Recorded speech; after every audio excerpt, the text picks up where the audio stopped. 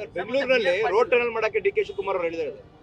Road tunnel ಬೆಂಗಳೂರಿನಲ್ಲಿ ಅಷ್ಟೇ ಅಲ್ಲ, ಇಡೀ ರಾಜ್ಯಕ್ಕೆ ಮಾಡಕ್ಕೆ ಹೇಳಿ ನೋಡೋಣ ಅದು ಯಾವ ಟನಲ್ ಮಾಡ್ತಾರೆ, ಏನೇನು ನಡೀತಿದೆ ನೋಡೋಣ. ಅಂದ್ರೆ ಮಳೆ ಬಂದಾಗ ಸರ್, ಮಳೆ ಬಂದಾಗ ಈಗಲೇ ಸಾಕಷ್ಟು ಅಧ್ವಾನಗಳಾಗ್ತದೆ, ರೋಡ್ ಟನಲ್ ಎಷ್ಟರ ಮಟ್ಟಿಗೆ ನಿರ್ವಹಣೆ ಮಾಡ್ಬೋದು ಅಂತೇಳಿ. ನೋಡಿ, ಅವರ ಮಾತುಗಳು ಅವೆಲ್ಲ ಏನು ಈಗಾಗಲೇ ಇವತ್ತು ಹೇಳಿಲ್ವಾ, 2027ಕ್ಕೆ ಎತ್ತಿನ ಹೊಳೆ ನೀರನ್ನ ಕೋಲಾರಕ್ಕೆ ತರ್ತೀವಿ ಅಂತ ಹೇಳಿ 2027 ಕೊಡ್ತಾರಂತೆ. ಇನ್ನು ಎತ್ತಿನ ಹೊಳೆ ಆ ಕಾಡ್ಮನೆ ಎಸ್ಟೇಟಿಂದ ಇನ್ನೂ ಮುಂದಕ್ಕೆ ಬರಲೇ ಇಲ್ಲ, ನೀರು ಇನ್ನೂ ಬರಲೇ ಇಲ್ಲ. ಖರ್ಚಾಗಿರೋದು ಹಣ ಎಷ್ಟು ಖರ್ಚು ಮಾಡಿದ್ದಾರೆ? 14-15 ಸಾವಿರ ಕೋಟಿ ಲೂಟಿ ಆಗಿದೆ.